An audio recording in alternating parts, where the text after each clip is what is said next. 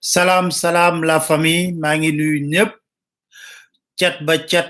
ku lim juum comme niñ koy faral di waxee ku nekk ñu lay jox sa wàccuwaay di jël nuyoo bi nag comme niñ koy defee timit saa su ne di ko teg ci loxoy ren mer mu wasaare ko ci panel bi la famille ñi ngi nuyu ñëpp di ndokkale ñi nga xam ne korite nañ tadi di baalu àq ñëpp parce que wax dafa métti rawatina boo ci bëggee lenn li métti na xeetu métti goo xam ne njuumte mën na ci am kon dañuy tàmbali di baalu àq ñëpp di baal àq ñëpp di wax nag ne faaleen yeeg jaañeen yeeg jengeen yi ñoom xam naa ñoom korite nañ ba noppi li ci am solo ba am solo tey li ñu fas yéene waxtaane mi ngi jëm ci mbiru Ousmane Tounkara tey ten live bi ñu ngi koy defee ci États-Unis maa ngi États-Unis jamono yi lenn rek moo ma taxoon a jóg ci États-Unis moo di mbiru Ousmane Tounkara inshallah comme pare nañ ci léegi ñu delluwaat Sénégal ndaxte moo ñu taxoon a ñëw li waraloon suñu teewaay nag te waxuñu ci wax ju bari moo di rek yàlla dafa def ci waxtaan yi nga xam ne séq nañ ko ak ay avocat wu Ousmane Tounkara ñu sàkku woon ñëw teew comme témoin yàlla def ko démb dañ nekkoon ci ay mbiram ak ña fa waroon a teew njam jàkkaarloog ginnaaw liggéey bi nga xam ne def nañ ko maanaam comme ni ko képp sénégalais defee bu japp ne war nga ci xar sa tanku tubay nga def ko yónnee lettre wax ak ay avocat nangu interview bak lépp fa dëgg neex yàlla sénégalais yi gàcce ngaalaama taxte ñu bari xar nañ seen tànk tubay ci loolu ci biir loolu timit ñu ñëwoon toog jàkkaarloog juge bi ñu cité woon ñu comme témoin pour laaj ñu Sénégal la fa xew laaj ñu poser ñu ay question ci biir code bi ñu jàkkaarloog ki den juger mbir mi mu laaj ñu ñu wax ko lañu xam jàpp timit ne pour ñun journalistes les faits sont sacrés le commentaire est libre lépp lu ñu wax ci juge bi bu ci duutee baaraam gis ko ñu wax ko ca na mu gën a selle na mu gën a yembe mu dégg ko wax ci lim ci wax mais dama jàppoon ne mbir mi li ci gënoon a am solo mooy du jëmm nit ñi nga xam ne mais ki nga xam ne ñu ngi ko dugal ci biir téye ko lenn rek nekk mébatu nguuru Sénégal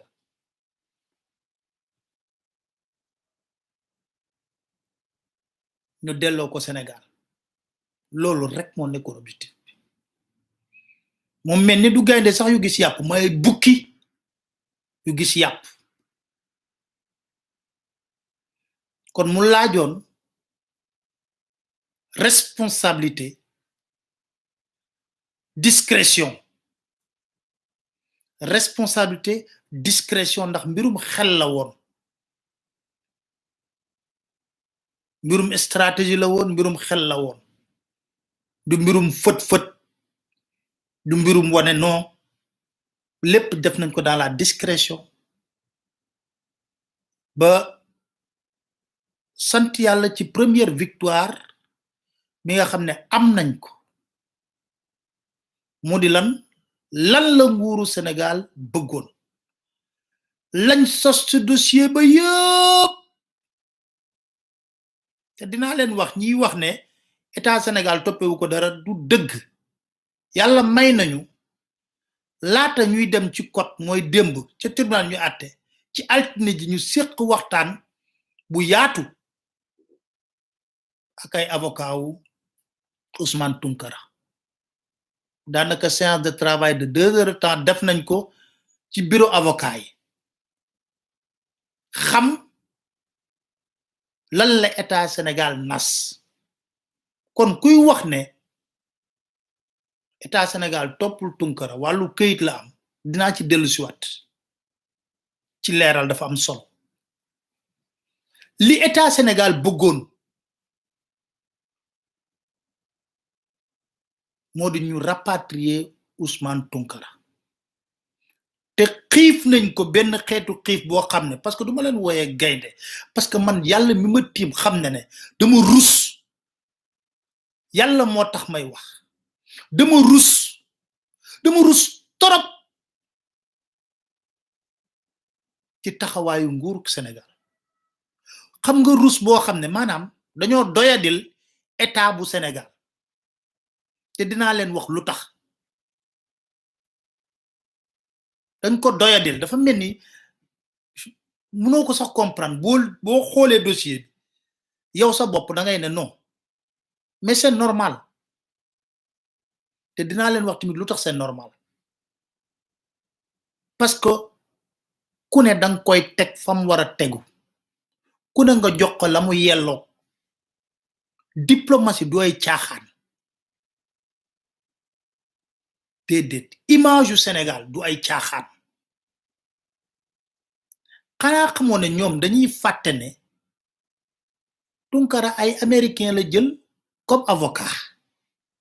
ñoom bu ñu liiree dossier bu état bu Sénégal def xeeb état bu Sénégal ñoom même buñ ko waxul Tounkara ñoom seen biir dinañ ko waxante seen biir Mais est-ce qu'un État est capable de faire ça? Est-ce qu'un État est capable de se rabaisser à ce niveau? Foofu lay waxee xam nga État kenn du ko doyadil dafa am gëdd buñ ko war a jox dafa am doyo mais nag ñi incarné État bi bu nekkee ne gëdd googu amuñu ko amuñu li nga xam ne moo di xar kanam googu xam luñ yor du lu tuuti lu rëy la 16 millions de Sénégalais la ñuy wax ci turu ñooñu la ñuy wax mais foog ñu doyadil ko man de sincèrement parler ba ma xoolee dossier bi ba pare dama rus dama ne comment on peut arriver à ce niveau aussi bas non xanaa état bu Sénégal ministère des affaires étrangères ministère de l'intérieur xanaa du ñoom ñoo def dossier bi foog naa ko bokk ma rafetal njort ci loolu mais may wax ne am nañ une première victoire te man lépp lu ma leen di wax ci dossier bi loo xam ne avocat yi ñoo ma ko wax du may wax selon ou c'est-à-dire non ba juge bi jëlee décision une première victoire am nañ ko ndax li ñu sàkku woon ñoom comme ay bukki yu gis yàpp laa la wax mooy ñi rapatrier Ousmane Tounkara ñu toroxal ko biir Sénégal mooy bu ne cëpp AIBD dañ na ko cirib jàpp buñ ko jàppee sànni ko seen kaso yi ba pare nag amaana mën nañ ko fa torturer amaana mën nañ ko fa def lu ne yokku ci nag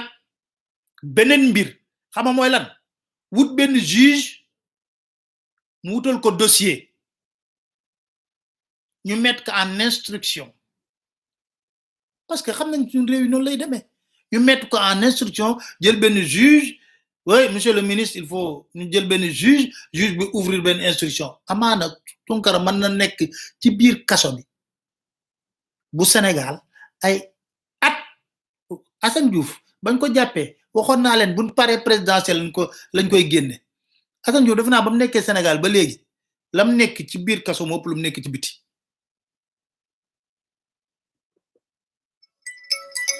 kon Tounkara foog ñu jëm jom wax ak yéen incha allah defe naa moom lañuy jéem a am ni téléphone mu wax ak man mu wax ak sénégalais yi ngeen dégg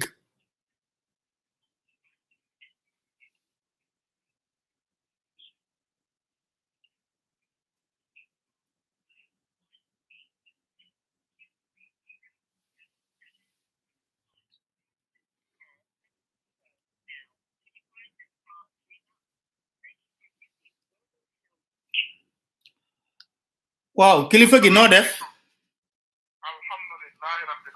ah waaw kay yaa ngi fekk nii may def live léegi dama lay jox kàddu gi rek yow nga wax ak gaay ayca asalaamaaleykum wa rahmatullahi Pape vraiment maa ngi lay ziyaare di la jox sa wàccuwaay may ziyaare sénégalais yëpp may nuyu yëpp nag ku nekk ci turam ak santam mu tombe nag xam naa jour bu xaw a baax jour bu baax ci ñun muy fin wu Ramadan donc may ñaanal yàlla ñëpp yàlla may ñu déwén ak jàmm ak salaam ñu fekkee ko te mu cig ñu vraiment yàlla nangu suñuy koor te jéggal ñu suñuy bàkkaar Pape may remercier sénégalais yi parce que man naa ne ci sama existence bu ndaw bi gis naa lu bari waaye taxawaay bi ma gis sénégalais yi def ci diaspora bi ak partout ci àdduna bi vraiment jéggi na dayoo donc Pape maa ngi remercier ñëpp di jël nag remerciement bi di ko commencé ci yow bi bàyyi sa liggéey Sénégal bàyyi sa njaboot nekk témoin principal ci li nga xam ne moom mooy atte bi passé dem vraiment il faut nit ñi xam loolu yow gouvernement américain maanaam justice daf la sollicité en tant que témoin principal te bàyyi sa liggéey yëpp yow Amérique ndax lii rek demuloo digguloo lii moo la indi te bu pare na da ngay delluwaat Sénégal ci jàmm donc ñu ngi lay gërëm di la sant donc Pape aussi ma leeral leneen Pape fekkee na lépp li nga xam ne moom moo doon atte bi avocat yi ñoo jëlal seen bopp lépp luy document ñu teg ko ci loxoom muy document wu atteeg muy résultat wu atteeg lépp loo xam ne Pape wax na ko fii tey man seede naa ko avocat yi ñoo ko jël teg ko ci loxoom muy journaliste bu assermenté xam liggéeyam ñu jël ko teg ko ci loxoom donc information bu mu génnee information bu valide bi la donc vraiment ku ko jëfandikoo nga information bu baax Pape nag buruma sonn ci remercier Sénégalais yi donc aussi di remercier li nga xam ne moom mooy comité bi nga xam ne ñoom ñoo ma taxaw parce que diaspora bi vraiment gis naa taxawaay boo xam ne ci ñoom yàlla rek moo leen mën a fay seen liggéey fàttewu ma nag ñi nekk Sénégal aussi parce que ñi nekk Sénégal aussi def nañu liggéey bu jéggi dayoo xam naa ci ay principal amul benn document boo xam ne soxla nañ ko ci liggéey bi te jëluñu ko teg ko ci suñu loxo ñu jaarale ko fi mu war vraiment amul benn document boo xam ne avocat yi soxla nañ ko ñu wéetoo moo tax vraiment victoire bi war nañu jàngal lu bari ci Sénégal war nañoo mën a bàyyi xel ñu xam ne mbooloo mooy doole kenn ci ñun bu amee problème ñun ñëpp am problème ndax problème bi laataa mu may daloon na fi benn doomu aadama bu tudd Assane Diouf nii laa ko doon waxee démb ne leen bu ñu noppee ci affaire Assane Diouf bi man naa cee tegu xoolal yàlla li muy def yàlla mu dara tewul même gouvernement même caay-caay même manipulation ñu teg ko ko man donc Pape maa ngi jël mbir mi teg ko sa loxo te yeggee ko Sénégalais yi wa asalaamualeykum wa rahmatullahi wa barakaatu. jërëjëf Ousmane ñu ngi lay sant di la gërëm kaddu yi rafet na li may wax rek ne kaddu gërëm rek moom la yello mais li ci am solo te nee naa leen xam nga loo fekkee dund ko bokk ci en amont lu gars yi di wax en amont et en aval day yombal leeral démb lan moo xew dem nañ déglu nañu Ousmane lu yaatu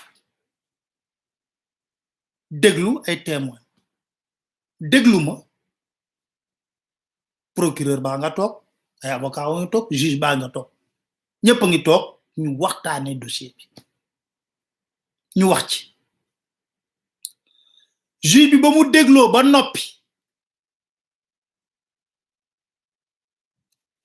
la mu wax dafa leer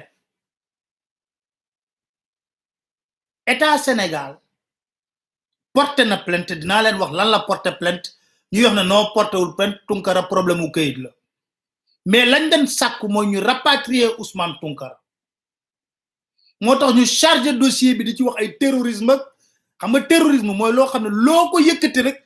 réew ñëpp tiit menace de mort ak terrorisme mais menace de mort rek nañ ko dugal ci contexte bi loolu yëpp dañ ci dellu si waat ci décision ndax consulat moo defar dossier bi yónnee consulat bi ci boppam lañ dan xaar ci moom ci dëggantam consulat lan mooy wareefam mooy jege Sénégalais yi topp leen te lii Ousmane wax léegi ne bu liñ bëggoon amoon daanaka nguurug Macky Sall képp kuy wax ci diaspora bi bu la mënee fexeel ba indi la ci réew mi tëj la ci biir kaso bi dañ ko def parce que dañoo nekk ci stratégie boobu activiste yeeg ñi nga xam ne ñoo di lanceur d'alerte ñëpp amal nañ leen programme ba ci ñun waaye kuy tëru kuy teggee ko mën juge bi lu mu wax dafa ne jël naa décision ne duma rapatrier Ousmane Tunkara parce que bés bu demee Sénégal sa vie est en danger bañ na ko ne duma ko def il est hors de question que ñu rapatrier ko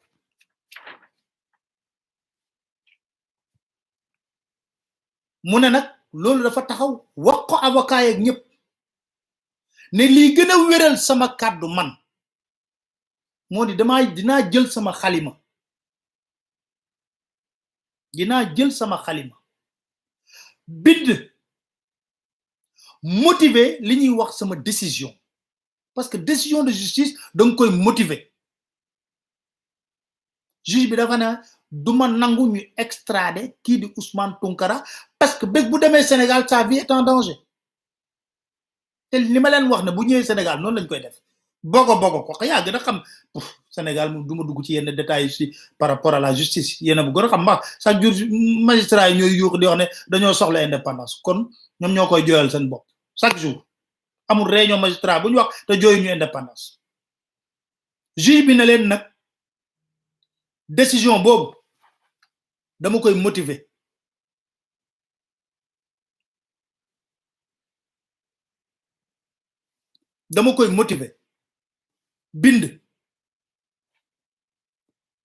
bind mu leer nañ na leen lutax waruñu extrader Ousmane Tounkara Sénégal génné samay argument yépp parce que njortu naa ne département mën na def appel département Homeland Security li may wax ni avocat yi laa toog ñu expliquer ma kon damay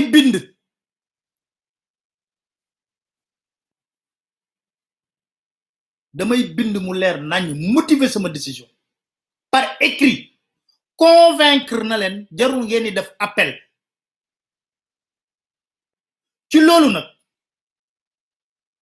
juge bi jël décision boobu moom li ma avocat yi wax ne mën na ko def dans une semaine mën na ko def dans 2 semaines mën na ko def dans parce que il faut que mu bind décision bi mu leer nañ mu jébbal ko bu ko jébbalee ba pare nag ministère bi am na 30 jours pour def appel am na 30 jours pour def appel loolu Sénégal sax dafa am parce que Seck mi ñu libéré woon ci affaire terrorisme procureur daf na appel maanaam mën na jël décision procureur na d'accord ma ci def appel bu defee appel dafa am benn commission de recours en matière d'immigration boo xam ne mooy statuer ci dossier bi ok naa leer na léegi avocat yi nee na ci niveau boobu nag ñoom buñ ci toll am nañu sañ-sañ introduire benn requête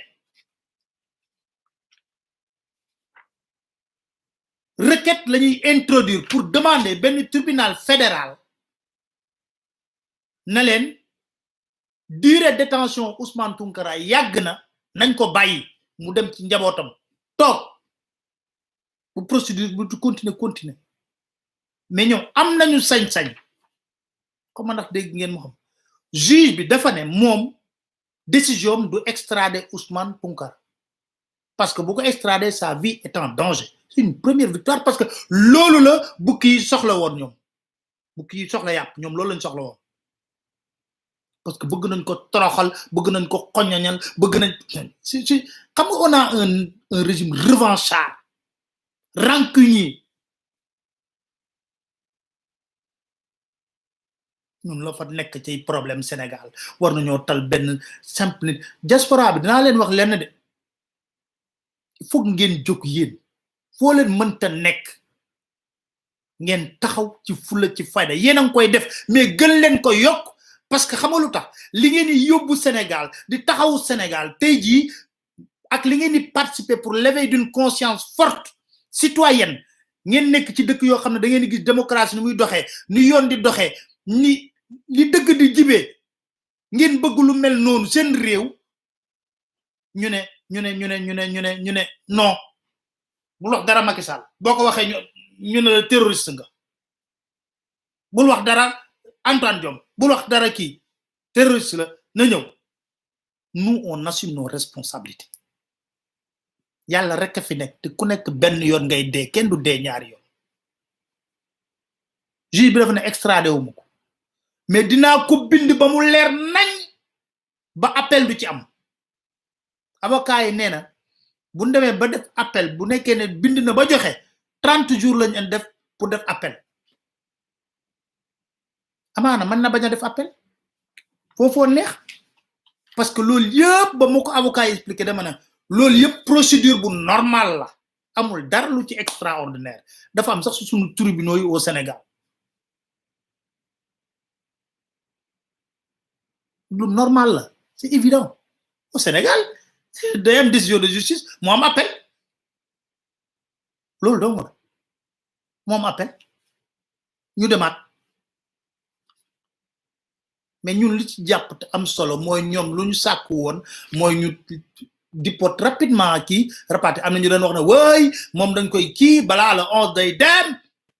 aujourd'hui on est le combien tey la ñaata ña doon wax tey le 12 ña doon wax ne balaa loolu sax dañ koy dipot tey le 12 mi ngi fii moo wax ak yéen léegi dañuy yéenante jàmm dañuy fóot suñu xol yi jàmm di ci nekk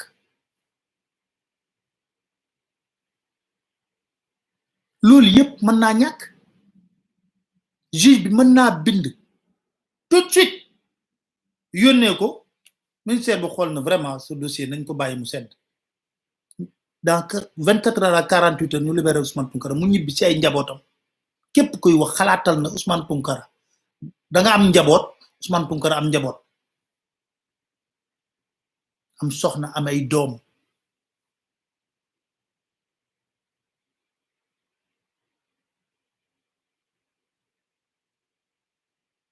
ministère bi bu deful appel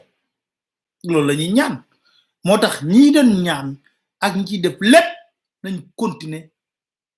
ñaan ci mu bañ a def appel le dossier est clos mais wax naa leen sànq ne dama rus yàlla mi ma tim xam na ne dama rus trop trop trop trop un état sérieux qui se respecte wala bok ñun ni ñu bëggee sa état Sénégal mu mel di rabaisser wu à ce niveau dama gis dossier way waxantu te naa leen wan na ñoom gis naa dossier bi parce que ñoom ñoo ko dugal dinaa leen ci jox ay poñ ñu xam ne kon gis naa dossier bi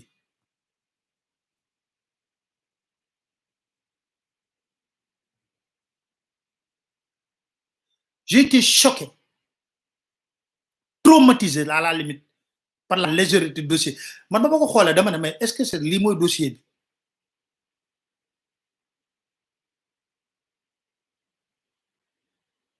da ngay am kersa yow nga toog ak ay avocat Ousmane Tounkara parce que xam nga ñun am nañu fierté quand même on est sénégalais et on est fier de l'être on rentre au Sénégal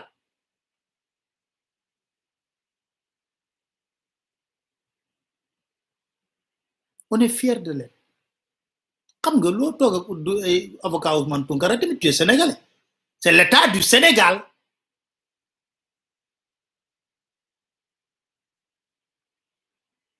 c'est l'état du Sénégal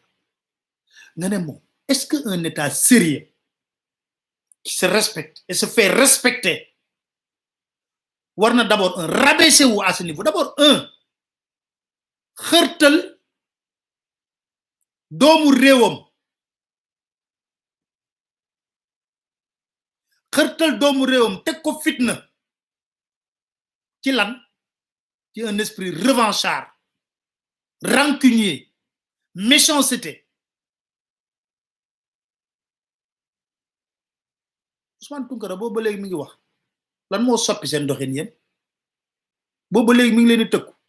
bopp daf leen métti xam nga li may wax ne loolu mooy grandeur ak esprit de dépassement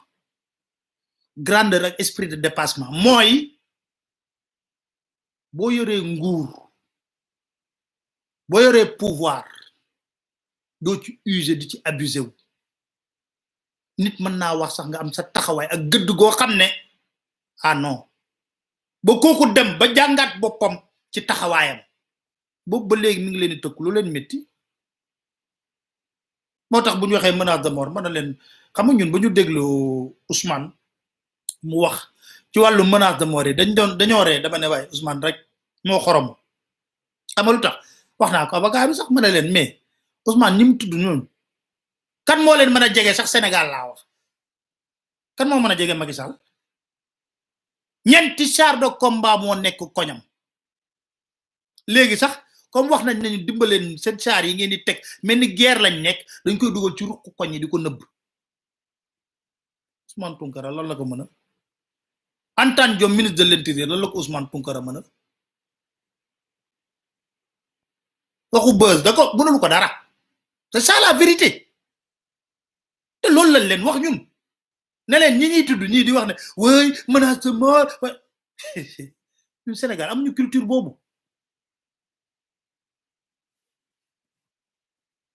kan lan la ko mënal objectivement nañ waxante dëgg rek te yàlla tax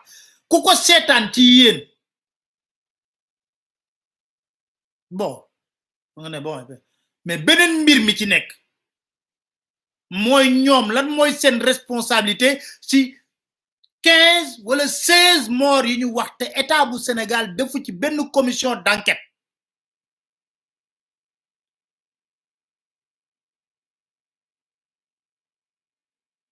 fukki bakkan ak ñeent wala juróom décompte bi sax da nga ciy juum léegi rot nañ ci événement yooyu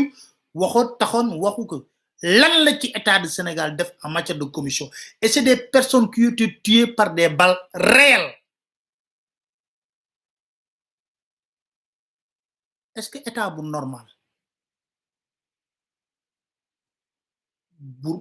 bu sérieux lu mel noonu mën na am ci réew mi te du am sax xanaa nga ngistal sax tricher mu leer na da ngay tricher nga ne oui on va mettre une commission d'enquête xam nga une commission am na ko doon wax une commission est toujours faite pour enterrer les affaires nga ne sax nga jéem a ngistal nga jéem a ngistal tuuti pour l'opinion xam nga wax naa leen ne da ngeen ñuy déglu ñun dañ leen di yëddu ministère des affaires étrangères yónni na ci ambassadeur yu bari ay éléments de langage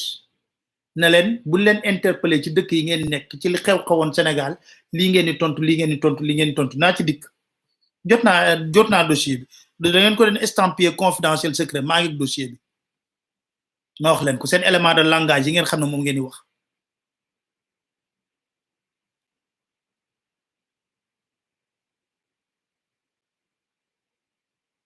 ma waxoon sànq ne ay avocat Ousmane Tounkara war nañu xeeb état bu Sénégal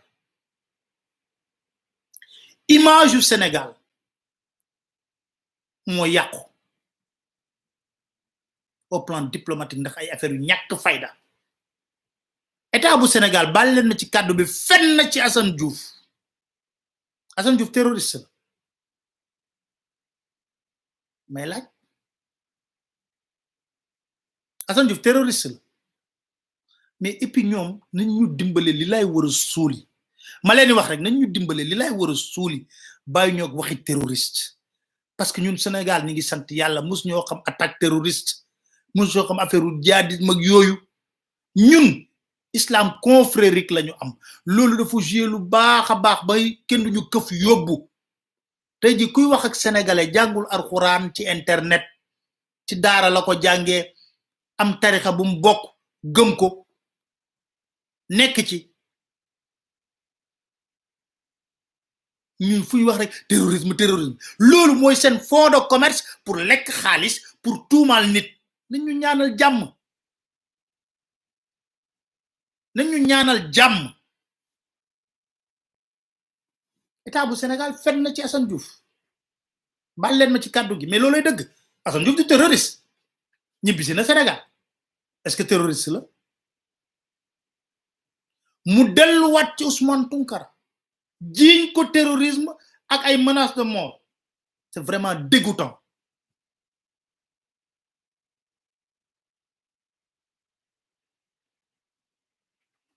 képp ku wax état bu Sénégal portewul plainte bi waxoo dëgg c'est pas vrai ils ont porté plainte jiiñ ko terrorisme ak ay menaces de mort dossier dañ ci teg bët yëdduwuñ ko dañ ko tëj bët toog xool xam lan la teg ko liir ne lii la c'est non mais c'est dégoûtant bañ ko jiiñee terrorisme FBI jël si ñuy wax ne FBI ko jël c'est faux dafa wuy ci FBI ñu ne ko fii de sa consulat fi taxaw xeefoon ne ba yéeg ci kaw na way Ousmane Tounkara daf ñu bëgg a rey affaire terrorisme Ousmane Tounkara daf ñu bëgg a rey un mensonge d'État rien de plus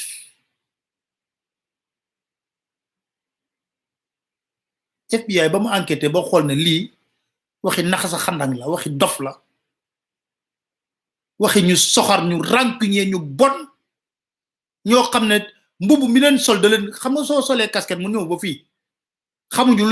luy diplomatie xamuñu luy état mais état du caaxaan gars yi état du caaxaan image yu Sénégal da nga ko war a ormal respecté ko doo ko dugal ci lu ñàkk fayda mais loolu yëpp xam nga lu ko indi mooy lépp luy diplomatie lépp loo xam ne dafa jëm ci wàllu diplomatie fallu yaama neex la ñëpp ñun ko jox soo xoolee yéen ñi nekk ci diaspora bi yéen a ma gën a xam loolu xam ngeen ndax ñi nekk ci consulat yeeg yooyu ndax wuyoo nanu touré diplomate véritablement ndax ay vrai diplomate lañ ak gëdd googu am nañ ko lan la fay nommé seeni nit ministre bu ñëw kaasa fa ay nitam président kaasa ay cousin ay neveu ñoo xam ne amaana sax consulat des fois nga ne kii kat yàgg na Sénégal nga am yaakaar ci moom bu yéegee Macky Sall mooy doon yàllaam moom xam nga ñooñu nag xam nga ñoo xam ne amuñu carrière en fait xam nañ ne poste bi ñu toog bu Macky jógee foofu bu fi Macky jógee wala amaana benn ministre bu fa ñëwee mën na leen fa jëlee mais ñooñu dañuy sukkuraam jébbalu torchon la ñuy doon torchon la ñuy doon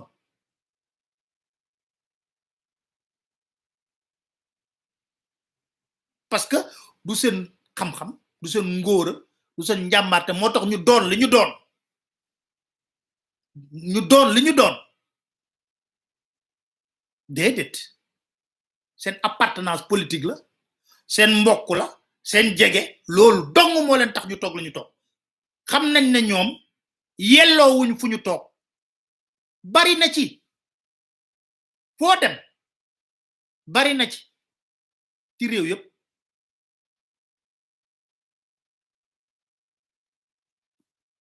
xam nga nag koo xam ne yow boof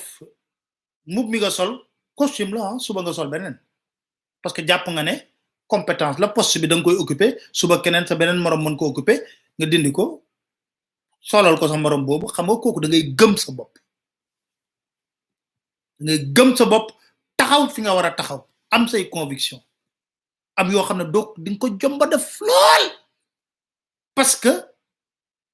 dinaa leen wax taxaw da nga ko jomba def xam nga tax nga war ko jomba def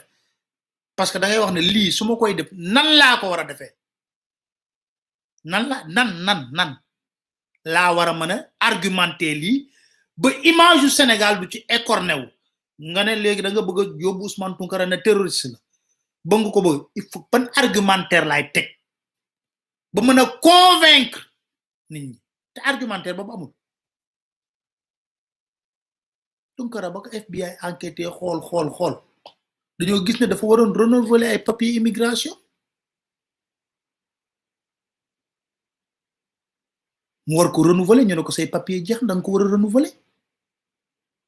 parce que nag ku fi toog ay ati atat xanaa dooma wax ne ay faux la ren def boobu ba léegi mënu nekk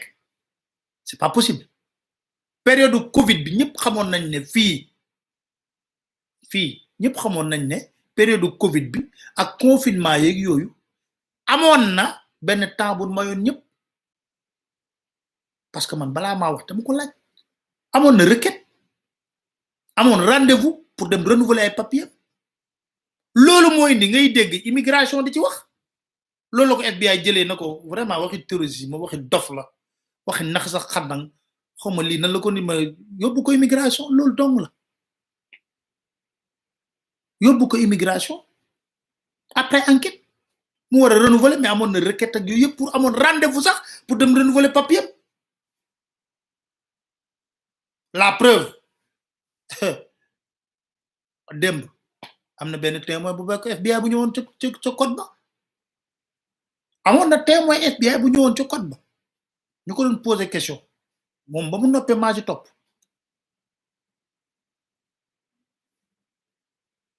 léegi nag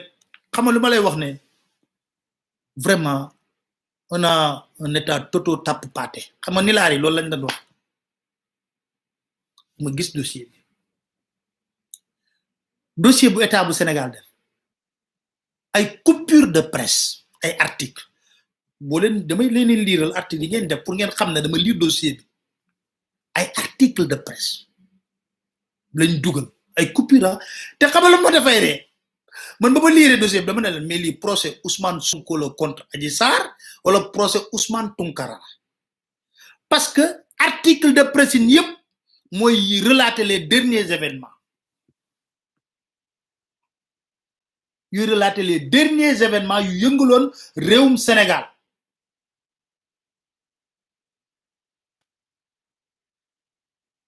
may lire ba ci yag man non Sénégal vraiment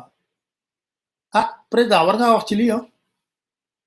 amna ben article bo xamné ben sud africain Ryan Lemora Brown moko bind en anglais mais article bobu dafa delu ci wat ci comment on a criminalisé le viol au Sénégal ñu duggal ko ci article bi waaw Tounkara dafa violé damay laaj article bobu mi ngi relater digënté Adji Sarr Ousmane Sonko ben article bu Washington Post bind Borso Tal ak Daniel Paquet bind na alors que les manifestations secouent le Sénégal, les femmes craignent que les victimes d'agressions sexuelles soient réduites au silence. Ñu dessus Ousmane Tounkara benen article bo xamné ben journaliste Al Jazeera bu tuddu Nicolas Ake moko bind cahier du journaliste les manifestations au Sénégal m'ont pris par surprise billahi ben article bo xamné Reuters kuko bind mi ngi tudd Edward McAllister pourquoi les manifestations secouent l'une des démocraties les plus stables d'Afrique lolo nek ci dossier day coupure presse ma ngi ñew ñu bind ben article bo xamné ñu né état bu Sénégal CEDEAO daf ko condamné pour mu fay Assane Diouf 20 millions te état bu Sénégal fay na Assane Diouf ñu bind article de presse bobu après ñu bindat benen ñu dugalat benen article yu yépp article de presse sur les événements lolu tax ma dama rouss dama am gatché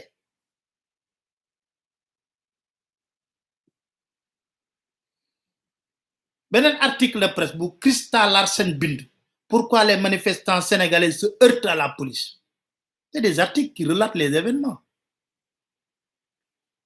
Benen article, le sentiment anti-français augmente alors que les manifestations se poursuivent. Amandala Thomas Johnson moko bind. Ñu bindat ben dougalat sen dossier benen article. Assane Diouf libéré, son avocat va saisir la CEDEAO. Ñu gëmlo né CEDEAO dafa condamner état du Sénégal fay 20 millions Assane Diouf. C'est vraiment ridicule.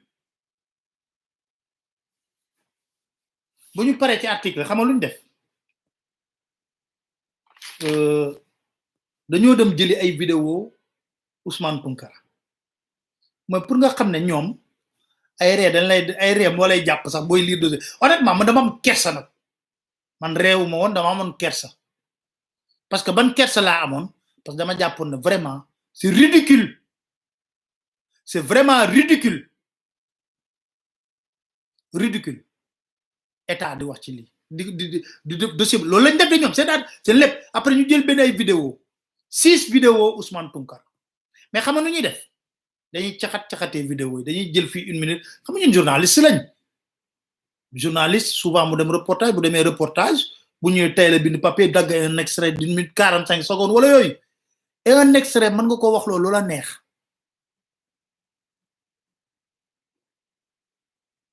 caxatee dagg fii tuuti dagg fee tuuti mais lu gën a reelu du loolu de xam naa seen biir làqatu ñu jël vidéo bi jox ko benn Gambien vidéo yi Gambien bi moo doon traduire xam nga ñun suñu wolof bokkul ak wolofu Gambien yi te comme Tunkara wolof la doon wax tribunal dañ na leen ñun fii xamuñu fi ay traduction wolof anglais wut leen seen traducteur ñu wut benn traducteur Gambien pas Dramé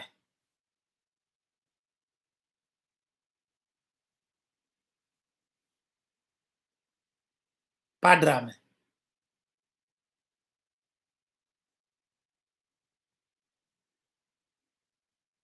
bonjour les dégâts damay lire traduction yi bala be man maa comprendre wala yaa xam mbay am na tur bu bees yaa xam mbay la tudd léegi parce que xam nga ci vidéo bi yaa ngi dégg bi ay yaa xam mbay ak yooyu procureur am na tur bu bees léegi propria ci ay traduction non ça fait rire hein les gars je suis sérieux ça fait rire propria gendarmerie comme ñoom xam ñu ko bindee gendarmerie mooy Z A N D E R M O R Y dafa def gendarme plus loin mori pour wax mooy Adji Sarr ba mu demee porter plainte ak yooyu Macky Sall franc-maçon freemason mu bind pharmaciste pharmacien quoi non sincèrement parler c'est guignolesque à la limite loolu moo nekk ci dossier bi article de presse coupure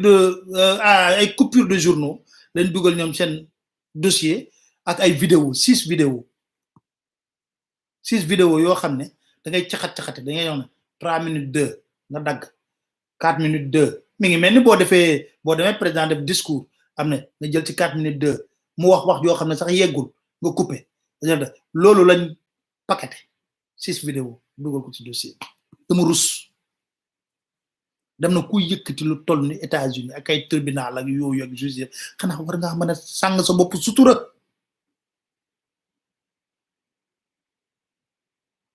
est-ce que foog nga ne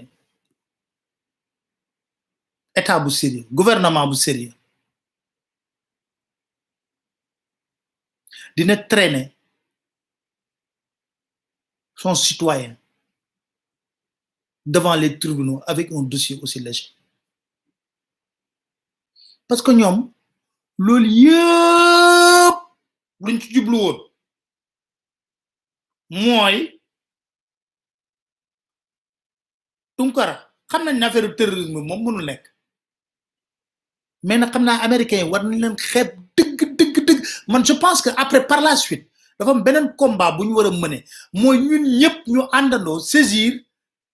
les Américains sur les mensonges d'État c'était le cas de Assane Diouf ne leen FBI mobilisé nañ ko ci Assane Diouf enquête ngeen gis ne du terroriste Tunkara enquête ngeen ko gis ngeen du terroriste léegi nag état bu Sénégal lépp lu mu wax xam ngeen ne dara du ci dëgg non non bañ duree jàmm mais da ngay am kersa rus ngay am nan nga mën a tege un dossier aussi léger ay coupure de presse journaux man de loolu laa doon mën a leen xanaa Sonko lañ den jugé fii ci tribunal parce que journaux yi mbind yëpp événement yi am la mbirum ak Adji Sarr wax na woy affaire Adji Sarr mais wax jooju man dama jékki ba si yàgg sax ma ne est-ce que jar na nit di rey sa bopp le dossier est entre les mains de la justice sénégalaise déglu nañ Adji Sarr Sonko est placé sous contrôle judiciaire demul dikku Ndeye Khady est placé sous contrôle judiciaire demul dikku Aïssata Ba maanaam ñi séq ñëpp justice sénégalaise léegi ku ci waxal yàlla te yàlla tax mooy juge yi atte leen bu Adji Sarr amee dëgg ngeen na Adji Sarr am dëgg bu Sonko amee dëgg ngeen na Sonko am dëgg mais lu fi jër waxati bay sonn man de nee naa leen sincèrement parler comme l'affaire est entre les mains des juges ne juge yi atte rek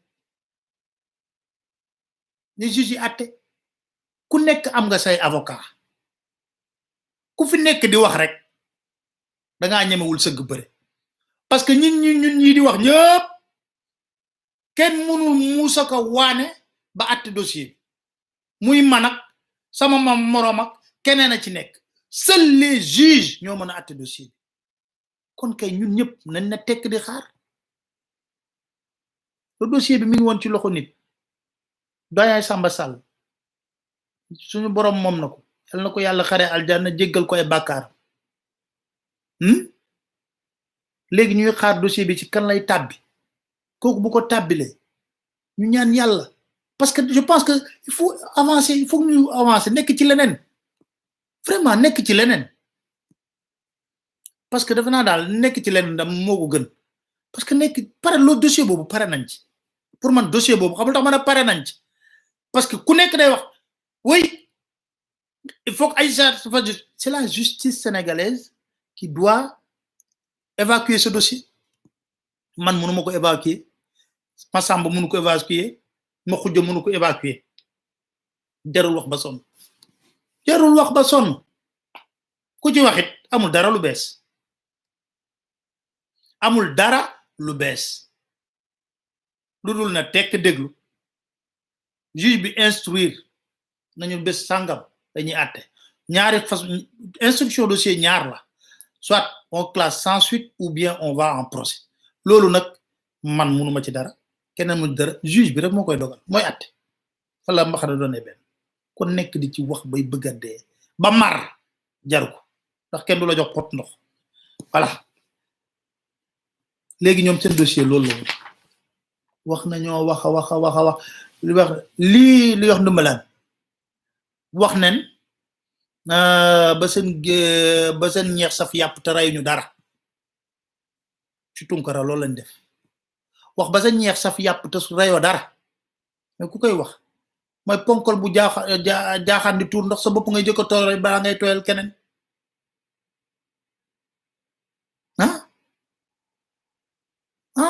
gaay vraiment damay ñaan état bu Sénégal dama leen di ñaan de ñaan laay def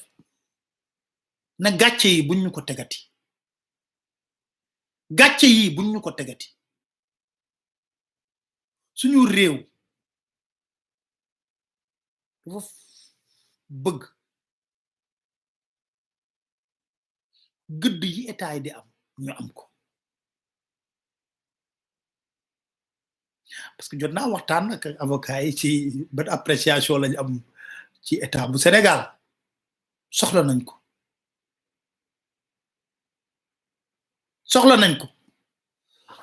vraiment soxla nañ ko yéen ñi représenter diaspora bi dama yéen balaa ma ñëw ci diaspora bi yéen ñi représenter état bu Sénégal au plan diplomatique damay faral di dem saa bu ma demee ci benn dëkk voyage toujours daanaa def visite de courtoisie représentant diplomatique yi mais léegi dama ko sax bàyyi xam na tax ma bàyyi ko parce que boo ñëwee def visite de courtoisie diplomatique yi ñoom comme ay politiciens lañ li ci ëpp dañuy foog ne da nga ñëw pour yëddu leen fekk yow mën ngaa dugg ci réew mi ba génn amoo soxla ci ñoom parce que li la fi indi ngay def dem sa yoon moo tax ma arrêté ko mais par devoir de courtoisie daanaa ko def na cëpp comme ne cëpp fi États-Unis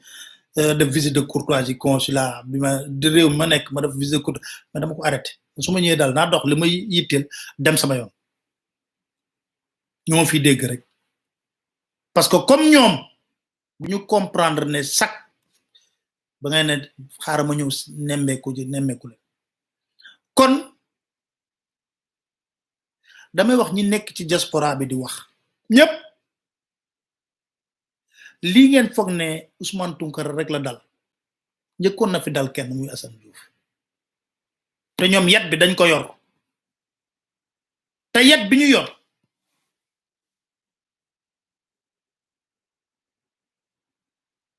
amul objectivité li ci jàpp xam nga lan la mooy fëgg rek képp koo xam ne xam nga duñ jariñoo sax xam nga li wax kilifa kenn du ko wutal noonu boo nekkee nit dëgg na da ngay jàppale sa kilifa bu nit di wax yenn wax yi fexe koo jege waxtaan ak moom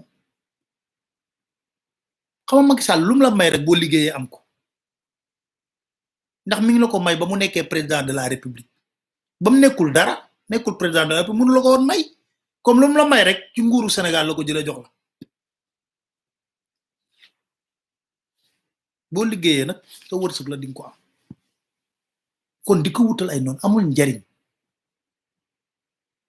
tey ji ngeen ne woon cëpp Ousmane Tounkara Sénégal ban njariñ la am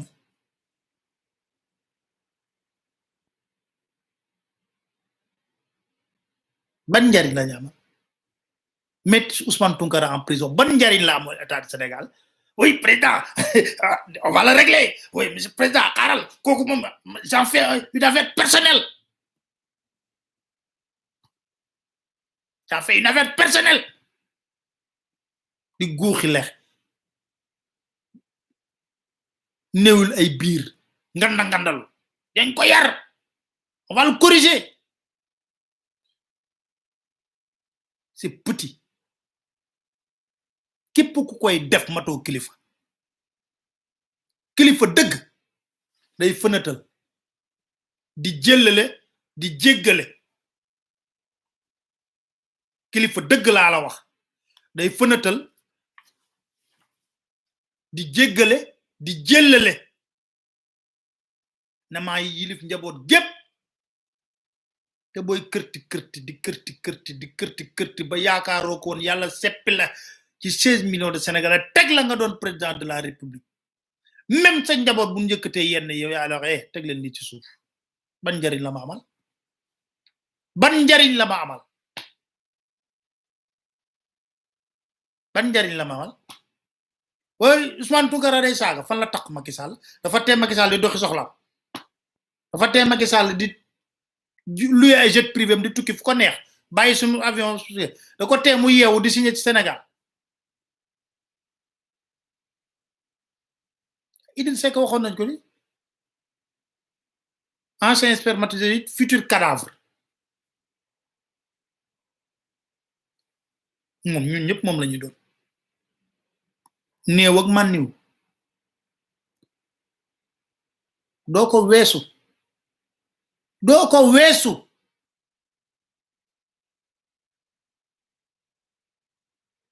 mais nag yàlla dafa nattoo Sénégal ñaar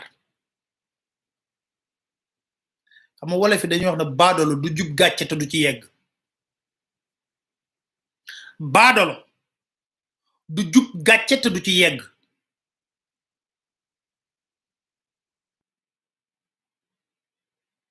baadolo du jub gàcce te du ci yegg day gis gàcce gi nee mais da ci dem sangu riigu ci toog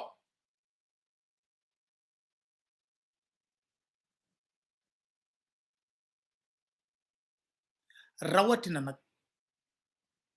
boo amee nguur goo xam ne man noo laa leen di dàkkante léegi dañoo bon xol ñàkk xel bon xol ñàkk xel nguur googu lañu am léegi bon xol ñàkk xel bon xol ñàkk xel bon xol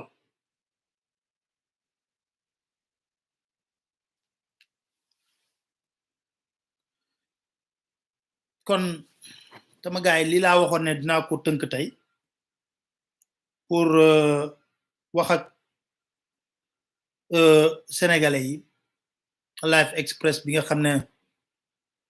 waaw pexe amul yéen ñi nekk ci diaspora bi naa leen wax lenn de xam nga ñun moom ñu ngi Ndakaaru moom ñun moom crib la ñuy jàpp dugal kaso wala àtte ñu wala ñu kii kon yéen ñi nekk ci diaspora bi bu leen nangu mukk loolu leen gis xam nga dafa am benn avocat bu mag bu ma doon waxtaan ak benn jour mu ne ma papaale ma ne ko nam mu ne ma boo gisee lu jaaduwul jaaral ko ci prox ndollu séeréer ba mu dugg ci néeg def fa musiba boo ci noppee suba buy ñëw buntu bi lay ubbi te ku la jegalee daal waaye comme waxawoon ba la paase ba waxee ñu ne pourtant xewoon na fi de jurisprudence la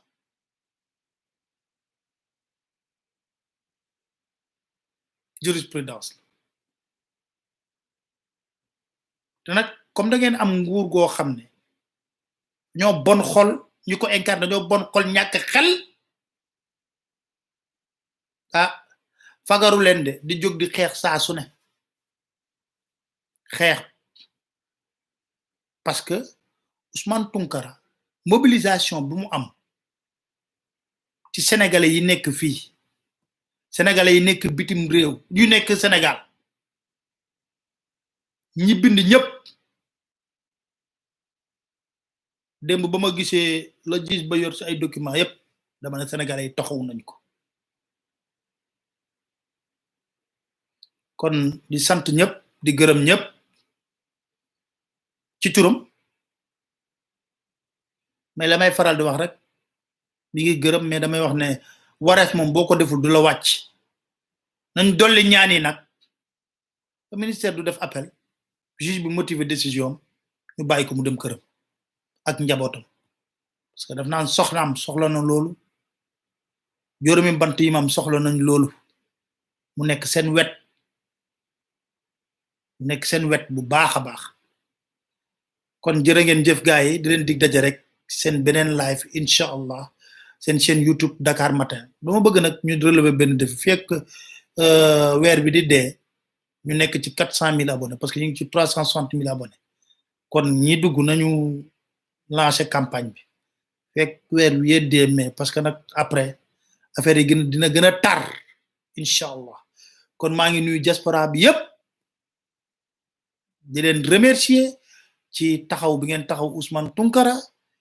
di remercier képp kuy sénégalais ku ci taxaw timit ci mbir mi parce que ñëpp ci taxaw di sant di gërëm ñëpp di masawo coono njabootam baax a baax